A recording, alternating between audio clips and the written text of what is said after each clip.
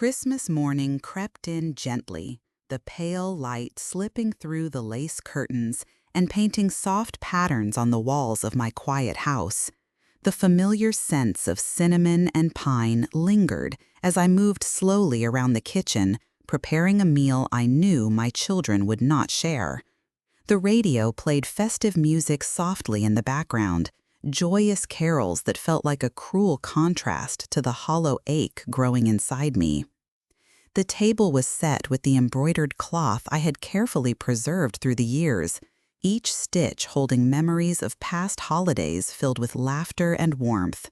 I arranged the plates and cutlery with the precision of a ritual, a silent testament to the countless times I had done this while waiting for familiar faces to gather around. Now those faces were absent. Those voices, once so vibrant and full of life, had faded into painful silence. I poured coffee into chipped mugs, the steam rising in delicate spirals, warming the air but failing to thaw the cold settling in my chest. My fingers lingered on the handle an instant longer, savoring a small comfort amid the quiet. The radio announcer's cheerful voice cut through the stillness, its happiness feeling like a distant echo from another world, one where families still smiled together, where children still pressed their noses to frosted windows in excitement. I wrapped my hands around the mug, closing my eyes and letting memories flood in. I saw Jessica as a little girl, her eyes wide with wonder as she tore wrapping paper, her laughter filling every corner of this house. Mark's mischievous grin as he chased her through the living room, knocking over ornaments, but still receiving a gentle, loving scold from me. Those Christmas mornings seemed like forever ago, yet they felt as immediate and vivid as the chill creeping beneath the door. Suddenly, the sharp ring of the doorbell brought me back to the present. I rose slowly, each step weighted with a mixture of hope and dread. Opening the door, I saw them. Jessica, impeccably dressed in a designer coat, pulling a scarf tighter around her neck. Mark stood beside her, suitcase in hand, already halfway ready to depart. Their smiles were polite, yet carefully rehearsed, and their eyes failed to meet mine with anything beyond distant obligation. "Merry Christmas, Mom," Jessica said, her voice laced with casual dismissal, as if she was ticking off a task on a checklist. "We wanted to stop by to tell you we're heading to Cabo. Sun, beach, no family drama," she added lightly, as if to emphasize the distance she intended to create. Mark nodded, eager to confirm their hurried departure, and glanced impatiently toward the street, already stepping away. Their brief visit offered no invitation to join them, no suggestion they might stay for a meal or at least share a moment together. Instead, it was a cold announcement, a clear message. They were choosing themselves, their desires, over the mother who had given everything. I opened my mouth, wanting to say something, anything, but the words refused to come. The festive music from the radio morphed into a cruel soundtrack to this moment of exclusion. I nodded quietly, my voice barely above a whisper. "Okay, have a good trip." They exchanged a brief glance, an unspoken pact sealed without warmth, then turned their backs and walked away. The slam of the door echoed in the empty house, reverberating through my bones like icy water poured over a wound. The cold December air slipped through the doorway, filling the space they had left behind, and the loneliness settled deeper inside me. I closed the door and leaned my forehead against its cold wood, feeling the weight of years accumulated in this single instant. Their departure was more than just physical distance. It was the brutal recognition of invisibility, the understanding that, to them, I was nothing but a fixture, a forgotten presence, a servant to their fleeting needs. The emotional weight crushed me, a suffocating embrace of desolation that shattered any illusions I had held on to. The untouched food waited in the kitchen, the plates arranged but cold, like frozen memories of a love that had slipped away. The house, once filled with their laughter and energy, was now a vessel carrying echoes of abandonment. The silence was heavy, pressing in, yet filled with the unspoken truth that my sacrifices, my quiet devotion through the years, had been invisible to the very ones I had given myself to. Tears gathered behind my closed eyelids, but I fought to keep them from falling, unwilling to give visible proof to the hurt that churned within. Instead, I sat down and traced the delicate embroidery on the cloth beneath my fingertips, the methodical motion offering a strange kind of comfort. I replayed memories, years of putting their needs above mine, of dreams set aside quietly and endlessly. Birthdays overlooked, holidays survived alone, and the weight of silent burdens carried too long. Yet beneath the sorrow, beneath the ache and the sting of rejection, something subtle began to stir inside me. A fragile seed of resolve, planted in the dark soil of pain, was starting to grow. This moment of heartbreak was also a reckoning, a call to awaken from a life lived in shadows. The truth lay bare in the quiet. I had been taken for granted, left behind like forgotten furniture while they chased after selfish desires. I wiped my cheeks and looked around the still room, whose walls held decades of memories. The radio hummed on, but I no longer heard only the music. I heard beneath it a new rhythm, slow and steady, emerging from the silence. The solitude that had once crushed me was now a space breathing possibility.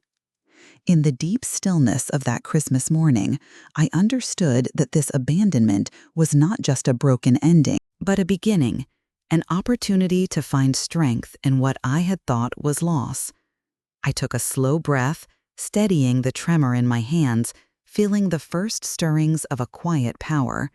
This day, marked by absence and pain, was mine to reclaim. In silence, I would find my strength. The hours that stretched ahead were suffused with an unfamiliar quiet, one that neither demanded nor offered distraction. After years of endless motion, fulfilling others' needs, weaving threads of care almost invisibly into the fabric of my children's lives, I was left alone with my thoughts. At first, the silence felt like a vast, empty cavern where sorrow could echo endlessly, wrapping me in its cold embrace. But as the day wore on, that cavern shifted subtly, becoming something else altogether, a place where clarity began to seep in through the cracks of pain. I stayed seated at the kitchen table, the same one where Jessica and Mark had left without a goodbye, fingers tracing invisible patterns on the worn cloth as memories unfurled like fragile petals. I thought about all the moments that once passed unnoticed, the extra shifts at work, the skipped meals, the nights spent awake worrying about their futures. The dreams I had sacrificed to their ambitions, quietly burying my ambitions beneath theirs as if that were my role in this life. My heart ached, yes, with loneliness and betrayal. But mixed in with that ache was something else, a simmering sense of quiet indignation, not loud or explosive, but steady, patient, unwavering. How had I allowed myself to slip into the background of their lives so completely? How had I overlooked the way my silence became the foundation for their entitlement? I let these questions echo through my mind, unraveling the tangled threads of years spent hoping for gratitude to bloom, only to find neglect in its place. I remembered the countless holidays I had spent alone after their childhood, the way I had smiled and nodded while they prioritized friends or trips over family dinners. I had swallowed those blows in silence, believing love demanded sacrifice without expectation. But now, the mask was cracking. Images of those sacrifices played beneath my closed eyelids like flickering scenes from a forgotten film. Jessica's birthday when I stayed home sick rather than celebrate. Mark's graduation day, the invitation lost amid my late-night errands to keep the house running. Those moments had passed, unremarked and unshared. I had put my dreams aside for theirs, believing that was the way of a mother's heart. But wasn't there more to me than this quiet erasure? The thought nudged at me persistently, growing stronger as evening drew near and the sky outside faded to a soft gray. Long after the festive chatter of neighbors had faded into the night, I sat with these stirring emotions, a complex tapestry of pain and hope woven through my bones. But wasn't there more to me than this quiet erasure? The thought nudged at me persistently, growing stronger as evening drew near and the sky outside faded to a soft gray. Long after the festive chatter of neighbors had faded into the night, I sat with these stirring emotions, a complex tapestry of pain and hope woven through my bones. What if this solitude wasn't just punishment, but permission? Permission to pause, to reflect, to reclaim parts of myself I had long ignored. I rose slowly and moved to the window, looking out at the world transformed by winter's hush. The house across the street glimmered with lights, a family gathered in warmth and celebration. I listened without envy this time, only quiet understanding settling over me. The love I had given was real, immeasurable. Yet it needed to be mirrored back, not as a faint reflection or expectation, but as a natural right. A plan began to form in the stillness. Not a plan born of anger or resentment, but one shaped by patience and clarity. I would no longer wait for their appreciation, no longer bend my life to fit their demands. The time had come to build something of my own, silently but deliberately, starting from this very house filled with memories and potential. My mind sharpened on the details. What resources did I have? What hidden skills had I neglected to nurture? I had always been good at managing the household's accounts, negotiating bills, and quietly fixing things no one else noticed. Could that knowledge become my instrument of change?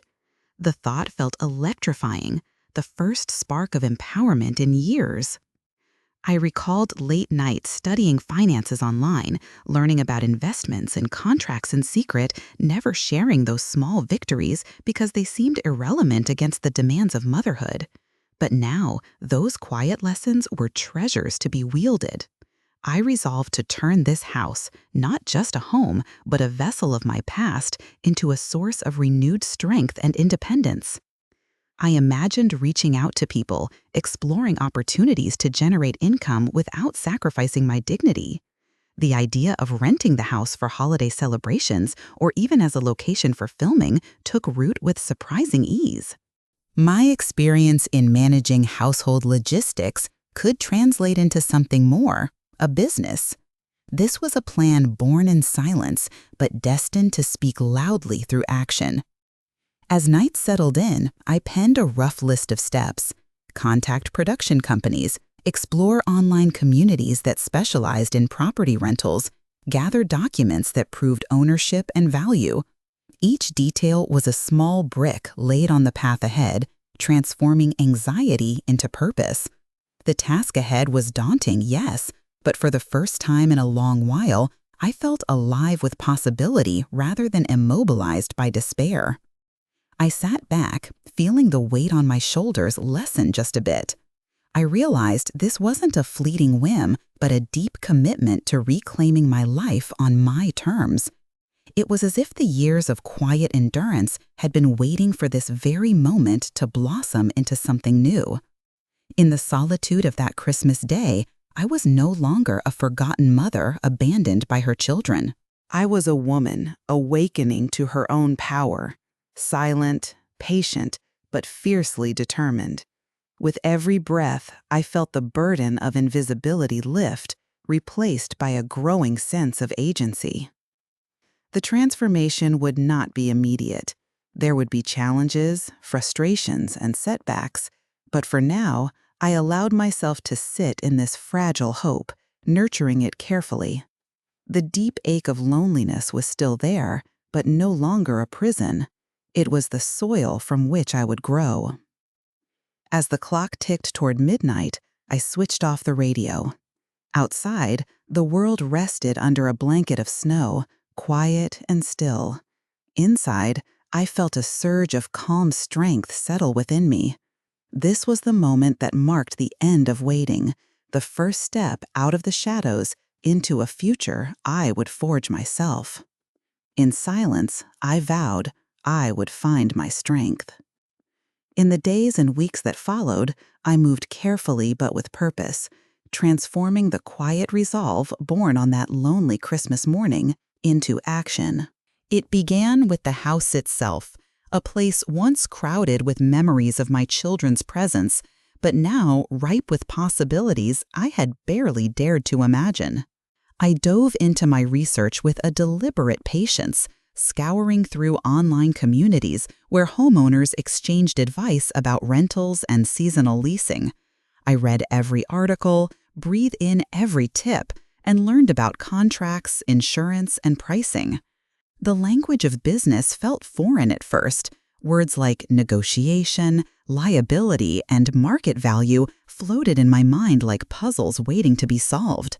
But as I connected the dots, as the pieces fell together, I began to see the outlines of a plan that could reshape my world. I reached out to a few local production companies, hesitant at first, my voice steady despite the nervous flutter in my chest. "I have a home that might be the perfect setting for your holiday film projects," I said. Each phone call was a step deeper into this new territory, an act of quiet assertion that surprised even me. The agent on the other end was polite, professional, the kind of person who appreciated property with character and charm. They agreed to visit. Preparing for their visit became a ritual of its own. I cleaned and tidied with meticulous care, dusting every shelf and polishing the wood until it gleamed. Each corner of the house held a story, a history, and I arranged those stories as if setting a stage for a performance. The seasonal decorations, left over from that bittersweet Christmas, took on new meaning. The garlands atop the mantel, the faded stockings hanging unevenly, the soft glow of candlelight reflecting on old ornaments, all lent the place a nostalgic warmth that a camera might capture perfectly. The day the crew arrived, I stood quietly to the side, watching the transformation begin. The crew members bustled in and out, setting up lights, cameras, and cables.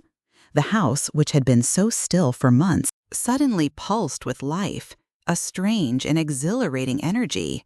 I felt oddly like a steward of this moment, a silent partner in their creative work. Though I remained mostly invisible during filming, my role behind the scenes was crucial. I handled schedules, coordinated deliveries, and kept track of the property's condition. My organized notes, lists, and spreadsheets became the backbone of the operation. Long nights were spent reviewing contracts, ensuring that every clause protected my interests and that the financial arrangements were fair and transparent. At times, my mind drifted to Jessica and Mark, imagining their shock if they ever knew what was happening under their noses. The house they had dismissed, the mother they had left behind, was now producing income, generating respect in a way that no conversation or plea had ever managed. It was a silent victory, but no less profound for its quiet nature. Every payment processed into my carefully guarded account felt like a brick laid in the foundation of a new life. I deposited each check with a sense of accomplishment that warmed the coldest parts of my heart. It wasn't just money. It was proof that I could claim control, that I was more than the forgotten figure in my children's story. The process was far from easy. Negotiations required patience and tact. There were moments when the crew's demands or the production's shifting schedules threatened to overwhelm me. But I met each challenge with the steadiness that had long been my refuge. I reminded myself that this was my act of reclaiming dignity, of turning years of quiet endurance into something tangible and lasting. Each day I grew more confident, not just in managing the rental, but in myself. The house was no longer a prison of memories, but a platform for my reinvention. The walls that once held echoes of neglect now echoed with possibility. As the cameras rolled and the crew captured scenes of laughter and joy, I gave myself permission to hope again, not for what had been lost, but for what I could still create. I kept a private journal during this time, chronicling my decisions, noting my reflections. In those pages, I acknowledged the pain beneath my determination. I wrote of the quiet hours filled with fear that my children would never recognize or respect what I was doing. I confessed the loneliness of forging ahead alone, without family support or encouragement. But I also documented the small triumphs, a call from a satisfied producer, a positive review of the house's suitability as a location, the steady growth of my savings. Those victories, though quiet, became my lifeline. They whispered that I was capable of more than sacrifice. I was capable of renewal. Sometimes, late at night, I would sit in the dim light filtering through the kitchen window, reflecting on the path I had chosen. The house, once a silent witness to my endurance, had become an unexpected ally. Like me, it had weathered storms and stood resilient.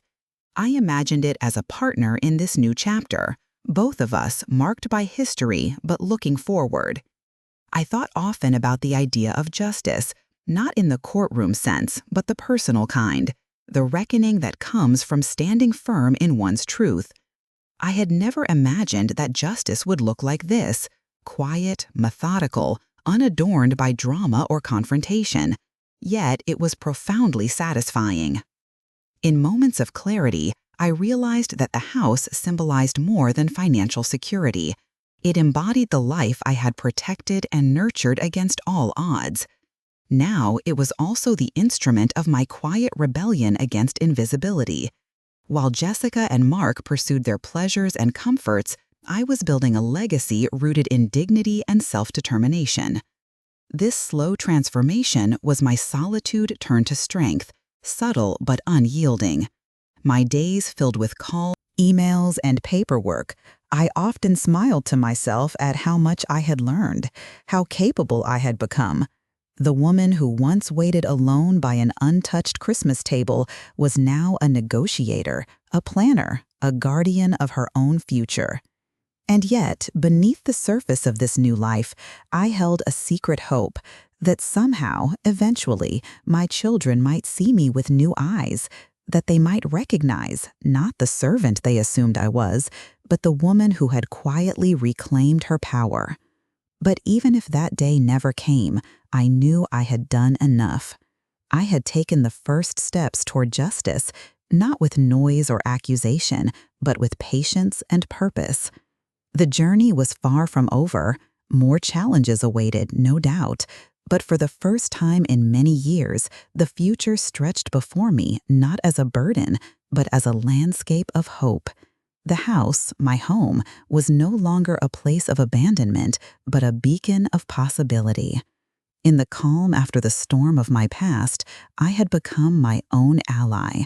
Silent, watchful, and resolute, I was finally acting not as a ghost waiting to be acknowledged, but as a woman claiming her rightful place in the story of her own life. The morning the film crew arrived, I awoke with a quiet mix of anticipation and calm. The house, which had long stood empty of the laughter and chaos I once knew, was about to be filled with footsteps and voices, not those of my children, but of strangers who would breathe life into its walls for a brief moment. I had given this plan careful thought, and now, as the day dawned crisp and clear, the weight of months of preparation settled gently into my shoulders. It was time to play my part. Throughout the morning, the crew trickled in, men and women carrying equipment, discussing angles, and bustling with the energy of a project set in motion. I kept mostly to myself, a silent observer in my own home. It was strange at first, watching the place I had lived in for decades transform before my eyes. The crew surrounded me with their bustling activity, their laughter and chatter filling rooms that had been so still. Lights were positioned, cables stretched, and cameras set up with precision. I managed the subtle logistics with care. My background in managing the household allowed me to anticipate needs before they arose, refilling supplies, coordinating breaks, and ensuring the house remained in pristine condition throughout filming. I answered questions calmly, navigating requests with a measured patience I had honed over years of juggling family demands. For the first time in a long while, I felt visible in a role of significance, the architect behind an unfolding scene of creation. The house itself took on a new light. The soft glow of holiday decorations highlighted familiar corners, and the gentle hum of the crew's work mingled with the memory-laden air. I noticed details freshly illuminated, the way the sun filtered through stained glass, casting colored hues across the wooden floor, the subtle scent of pine and cinnamon that mingled with the faint aroma of paint from a recent touch-up. It was as if the house was reclaiming its identity, not just as a home, but as a character in a tale told anew. I watched silently from the kitchen doorway as actors moved through the rooms, transformed by makeup and costume into figures of joy and warmth. Their laughter echoed through the halls, painting over the silence that had once echoed so loudly here. In those moments, I felt a flicker of unexpected joy, not for the past I had lost, but for the new life being woven within these walls. As the days passed, I balanced witness with action. I kept meticulous records, documenting schedules, managing payments, and reminding myself of every signatory and clause in the contracts. The complexity of this enterprise would have daunted me before, but I embraced it now with steady confidence. Each form filled, each email answered, was an act of reclaiming control. The quiet hours late in the evening, poring over lease agreements and correspondence, were my silent battles. Victories won without fanfare.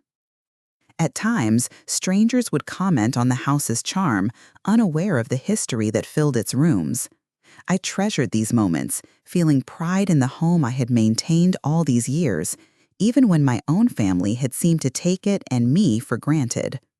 Here, in the presence of these new faces, the house spoke not of abandonment, but of endurance. One afternoon, as sunlight spilled through the windows and the crew moved between takes, I received a call from the production manager. She spoke warmly, affirming the success of the filming and praising my poise and organization. I smiled, a quiet satisfaction washing over me. The phone call was validation, not from those who had neglected me, but from those who recognized my worth and effort. It was this acknowledgement that fortified me as much as any financial ledger. Behind the scenes, I managed the delicate balance between involvement and discretion. I did not intrude on the creative process, remaining in the wings, yet my presence was a steady touchstone for the crew.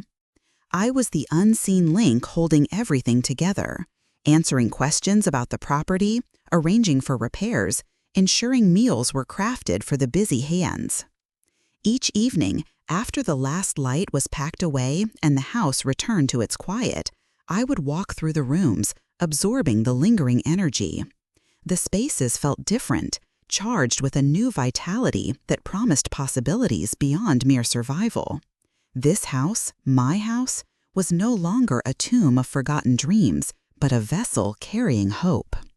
I organized the payments meticulously, managing a separate account in my name alone. With every deposit, I felt the invisible chains of dependency loosen. I was building something lasting, a foundation carefully laid brick by brick with patience and resolve. The money was more than currency. It was proof of my agency, a shield against the erasure of my identity. There were moments when fatigue shadowed my spirit, the long hours managing unfamiliar tasks, the worry about meeting deadlines, the constant juggling of details. But these were outweighed by the clear knowledge that each step forward was mine to claim. I was no longer waiting for recognition or rescue. I was my own salvation. As filming wrapped and the crew prepared to leave, I found myself standing at the threshold of the front door, watching the last of theirs vanish into the daylight. The house was once again quiet, yet it hummed with the residue of creation. I inhaled deeply, the crisp winter air filling my lungs, and felt a swell of accomplishment that no one could diminish. That night, I sat at the same kitchen table where I had once felt so invisible, now bathed in the soft glow of the table lamp. The flickering light seemed to mirror the steady flame blossoming within me. My reflection in the window was a woman transformed, quiet, yes, but powerful in her grasp of a new reality. I thought about Jessica and Mark, their obliviousness to the change I had begun to forge. They walked through life believing my sacrifices endless, my presence guaranteed. Yet they had no inkling of the force quietly swelling beneath the surface, a mother no longer silent, no longer sidelined. The paycheck I received at the end of the project was a tangible symbol of this transformation. It was more than money. It was the embodiment of my refusal to be diminished. I would later present it carefully, a quiet revelation of strength that needed no loud words to speak volumes. The light in my eyes was no longer the flicker of desperation, but the unwavering glow of determination. I was no longer a forgotten figure waiting in the shadows. I was the architect of my dignity, the keeper of my future. The house stood as a testament to survival and reinvention, a stage upon which I had silently crafted a new existence. From the quiet of my solitude, a revolution had begun, one measured in patience and perseverance. Tonight, I would sleep knowing that I had taken the first true steps toward freedom. And when morning came, I would rise ready to build further, a life forged not from blind sacrifice, but from deliberate, steadfast power. The day Jessica and Mark returned, I was ready. Their arrival was unceremonious, expecting nothing more than the familiar routine, the comfort of a mother who would welcome them without question, who would cater to their whims as she always had. But they were about to find a different woman standing behind the door they casually entered. When they walked in, their faces carried the usual airs of entitlement, the assumption that their presence commanded attention and service. Jessica's sharp glance barely skimmed the living room, while Mark dropped his bags with an air of indifference. Neither spared a thought for the way the house seemed less like a home and more like a scene set for something unfamiliar. I stood by the doorway, calm and composed, a quiet storm gathering within me. My demeanor was unyielding but steady. There was no anger in my eyes, only the clear reflection of years of unnoticed pain and a resolve they could not ignore. They were expecting the same Eleanor, the mother who had welcomed their disregard without question. Instead, I held in my hands a folder, the symbol of my journey, my reclamation. I slid it toward them on the sturdy oak table, letting the silence fill the air as they slowly looked down, curiosity flickering in their eyes. Inside the folder were documents, contracts, bank statements, and proofs of the house rental that had taken place in their absence. Then a check, a tangible, undeniable proof of my autonomy, of the fact that the house they'd sneered at was now a source of my strength and livelihood. Jessica's brow furrowed, her smooth confidence shaken for a fraction of a second. Mark's casual gaze faltered as he realized this was not a casual statement, but a declaration. The room crackled with the weight of unspoken truths. I saw their eyes dart between each other and the folder, searching for an explanation, a way to dismiss this revelation as inconsequential. But I was ready.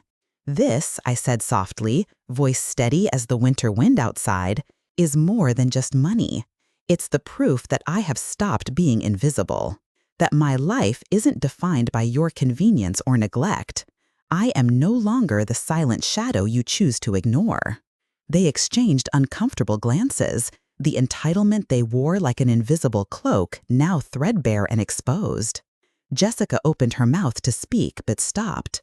Mark's face tightened, caught between disbelief and a dawning realization that the mother he had ignored was no longer someone to be dismissed. I continued, You left me alone on Christmas, not as a punishment, but as a mirror. I saw clearly then how little you valued me, not as a mother, but as your resource. You believed your sacrifices were endless, your demands unquestioned. But I have learned to take back my power quietly, without drama, without pleading. The silence stretched and wrapped around us like a thick curtain. Neither dared interrupt. Their usual defenses were faltering, their assumptions unraveling in the face of my stillness and clarity. I chose solitude and silence to find myself, to become more than the hurt and forgotten woman you left behind, I said, soft but firm. This house, my home, has become a symbol not of your neglect, but of my resilience. The financial independence I have gained is a quiet form of justice, a way to protect my dignity and my future. Jessica's eyes flashed a mix of anger and regret, but the words stuck, heavy and undeniable. Mark cleared his throat, finally finding his voice, but the usual retort was absent. Instead, an awkward silence filled the room, a space for reflection that neither child expected to inhabit. I saw in that moment that the balance had shifted. The years of taking me for granted had created a chasm suddenly filled with truth. They could no longer act as if their mother was endlessly available, endlessly forgiving. With a calmness that surprised even me, I added, I am not the woman you defined long ago.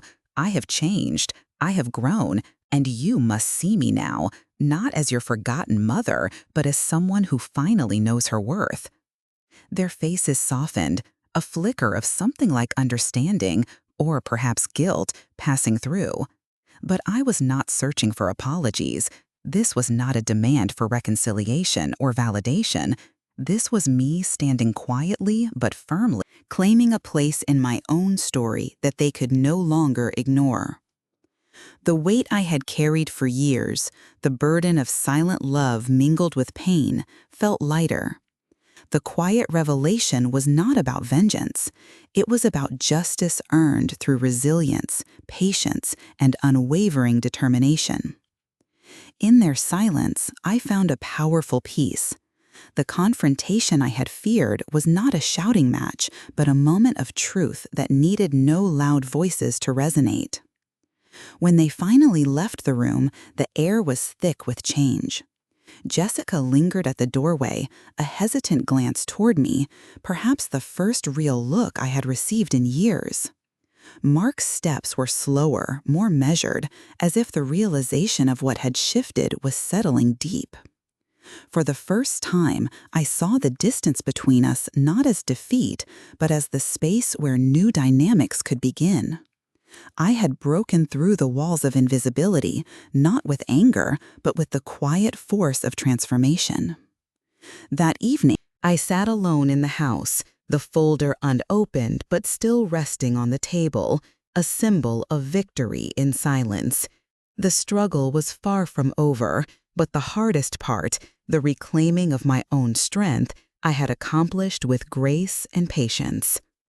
The children would come and go, carrying their lives and mistakes, but I had created a foundation they could not topple. In the quiet aftermath of their shocked return, I felt the first true breath of freedom. I smiled softly to myself, knowing that in the silence I had found my voice, not a loud declaration, but a steady, unshakable truth. I am more than the forgotten mother. I am a woman who took back her dignity, who built a life on her terms, who finally found justice, not in confrontation, but in quiet, steadfast empowerment. In the weeks that followed that quiet, decisive confrontation, the rhythm of my days shifted in subtle but profound ways. The house, once a silent vessel for loneliness, began to breathe with renewed life, not from the frantic demands of family duties, but from a calm and steady embrace of my own presence. The echoes of laughter from the film crew still lingered sometimes in the corners, faint whispers of a moment when the walls had witnessed light and joy again. Their departure had left a stillness different from the silence before, one filled with a promise, a soft hum of potential. I found myself reconnecting with the world outside these walls in ways I hadn't dared for years. Old friends, once edged out by deadlines and obligations, returned to the forefront. Their calls and visits brought warmth that was no longer tinged with guilt or sacrifice. We shared stories, laughter, and even tears, reminding me that I was not alone in this vast, complex journey of rediscovery. In the quiet corners of my home, I took up the brushes I had abandoned long ago. Painting became a meditation, a space where colors could express the feelings too deep for words, the sadness, the growing strength, the flicker of hope that refused to be extinguished. Each stroke on canvas was a reclaiming of myself, a declaration that creativity and joy still had a place in my life. The neighborhood park became another refuge. I walked the winding paths, the crisp air filling my lungs as I watched leaves fall and seasons change with rhythmic grace. Nature's cycles reminded me that growth was not always explosive. Sometimes it was slow, patient, and irrevocable. In those moments, I found a quiet companionship in the world's steady transformation. Jessica and Mark remained part of my life, yet the dynamic had changed. Their visits were tinged with a new respect, hardly voiced but present in their softened gestures and hesitant looks. They began to see me not just as the mother who waited quietly, but as a woman who had quietly rewritten her story. I harbored no illusions that all wounds healed overnight, but the foundation I had built was strong, unshakable. It was my dignity given shape and form. Perhaps the most profound shift was within myself. No longer weighed down by the invisible chains of neglect and expectation, I rested more easily in my skin. The silence that once crushed became a space for reflection, for peace. I could finally appreciate the strength forged through years of quiet endurance, a strength that needed no approval, no grand gesture to affirm its existence. At night, before sleep claimed me, I would sit by the window, the soft glow of the streetlights casting gentle shadows. I thought back to that abandoned Christmas morning, the cold weight of loneliness pressing down upon me. Now, that memory was not a wound, but a starting line, a moment that had propelled me from despair into self-discovery. I realized that I had created my own sanctuary, a life not built on sacrifice alone, but on balance and self-respect. The house, once a repository of pain, had become a monument to resilience. In its walls were stories of transformation, whispered in the quiet hours, shaping a future where I mattered. With this newfound peace came a freedom I had not known was possible, freedom to pursue my interests, to build relationships on mutual respect, and, above all, to love myself without reservation. The journey was far from complete, but the path ahead was bright with promise. I smiled softly, knowing that I had become the author of my own life, a woman who had reclaimed her strength in silence, who had taken back her dignity one quiet step at a time. In that gentle truth, I found not just justice, but liberation, and for the first time in many years, a deep and lasting peace.